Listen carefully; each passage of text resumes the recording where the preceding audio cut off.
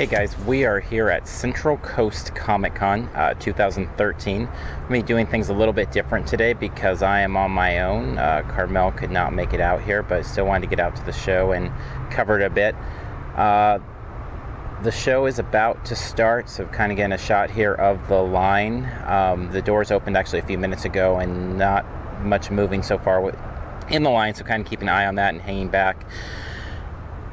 This will be an interesting one. We drove 132 miles to get here to check this thing out, which I was about to cancel at the last second because it just was such a lack of information anywhere in terms of social media. Basically, they had a website that was sporadically updated. And so I have a lot of fears about what's going to happen when I go inside or how much the drive's worth it. So I figure I'll make the most of it, check out the show, cover it for people that couldn't make it out here so they can know for the future if it's worth the drive out to Ventura. Let's go get ready to go take a look inside. Okay, so we're back. We got all registered and are on the inside. It was a little odd checking in because they did not have a press area set up, and they had to make several phone calls and texts to find out where to go to get a press badge, and eventually just somebody brought them to me, so it was a little different. But line moved really fast to get inside, so you basically enter into this kind of giant courtyard area. There's a couple vehicles out here and people are kind of streaming their way into the main exhibit hall area, so about to go on inside. Everybody thinks I'm crazy.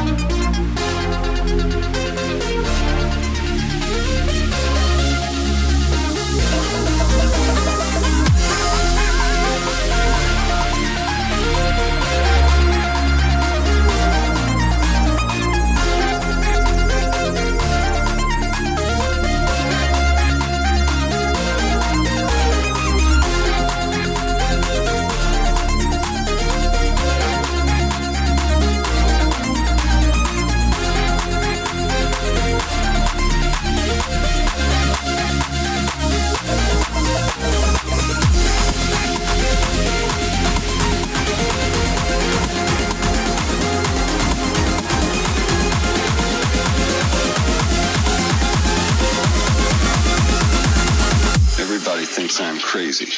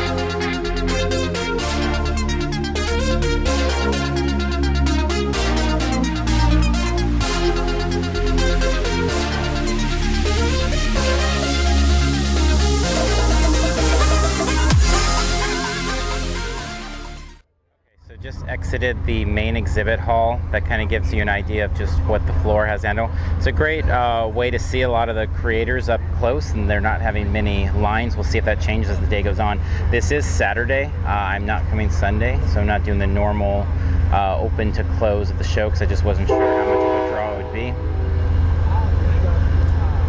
On the exterior here, we have all these different halls, and there seems to be confusion as to what each of them are for, and there's not really any signs, and employees have been hard to come by. I've actually had 3 people come by and see me in the probably 10 minutes or so I've been outside filming and stuff. I don't know if they think because I have a camera that I know where things are or what, but asking me what's in each room, and I'm honestly not sure. So let's go take a look maybe a little bit deeper at what's going on. When I went by earlier, there was nothing inside, so.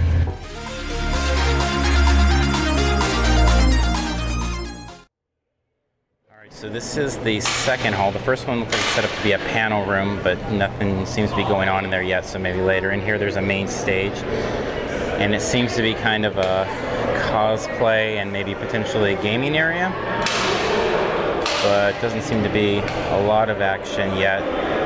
We're around noon, so the show's been going on for about 2 hours now, so I'm not sure if more is going to be going on as we get closer to the evening. I believe it closes at 8 tonight.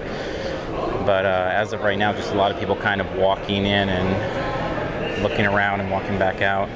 Seems like there's still a lot of setup going on all over the place, so maybe things are going to get a little bit busier and more active as we get to the later part of the day. So I'm going to wander around a little bit more outside, see if we find anything else out there.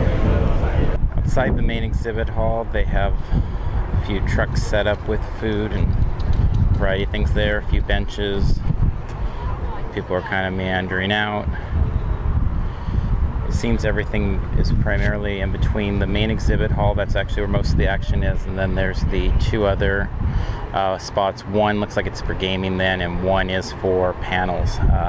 But I haven't seen much in the way of a schedule, so not sure how much there's going to be of that. From when I last looked at the website this morning, there wasn't a ton on there outside of some cosplay contests and some gaming tournaments and stuff, so I think I'm going to give it a couple more hours, just kind of hang out, see anything else comes up, and then kind of give a final review and head back out. Hey guys, I am wrapping up here at Central Coast Comic Con, or as they call it, C4, doing the Under the Con. A little bit different setup, being inside the car and stuff, but as I said, Carmel's not here today, so we're kind of improvising and making the best of things. So to kind of wrap up on the show, so I only stayed 3 hours, three and a half hours.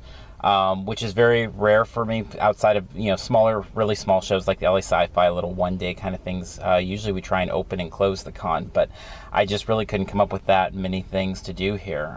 There wasn't really the selection of comics even to just kind of go bin diving. I mean, there was a bunch of dollar bins, but most of the books in the dollar bins were ones I wouldn't want to pay more than 50 cents for, so I tried really hard actually to go in several times to want to support the vendors, because it didn't seem like a lot of them were doing great business, and I always hate to see that because a lot of them are trying to pay their mortgages on these weekend cons and things like that. But that being said, it was really tough for me to find much to do in that way to support them. So I did pick up a couple things, and I've kind of used that as we always do at the end of the con to give a little bit of a framework for kind of an overview of the show. So I just picked up some new comics that needed from there was really one main vendor, Hypno Comics, from Ventura, that they main vendor in terms of new comics. So I picked up a few books from them just because they're things I would have picked up back home anyway, so might as well support them out at the show.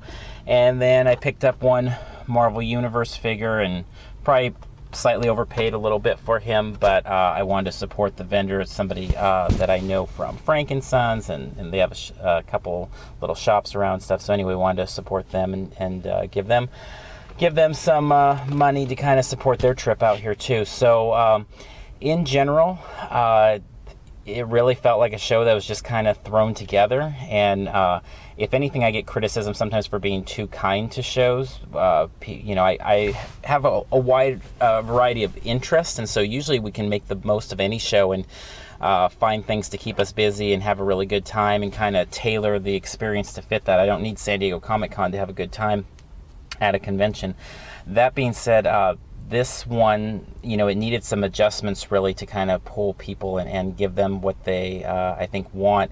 I felt bad actually on the way out. I saw a couple people buying one-day passes, and it's $35 for Saturday. And I was just thinking, wow, there's not, I had a number of people come up to me outside the show asking me, like, is there other things to do? I think because I had the camera with or whatever. I don't know if they thought I worked there or what. But anyway, several times I had people asking and going to other halls to see if there was things that were closed down and nothing was in there, but there just wasn't a ton to do. I do think that there's a lot of potential here. I think this is an area in Ventura that I think people are hungry.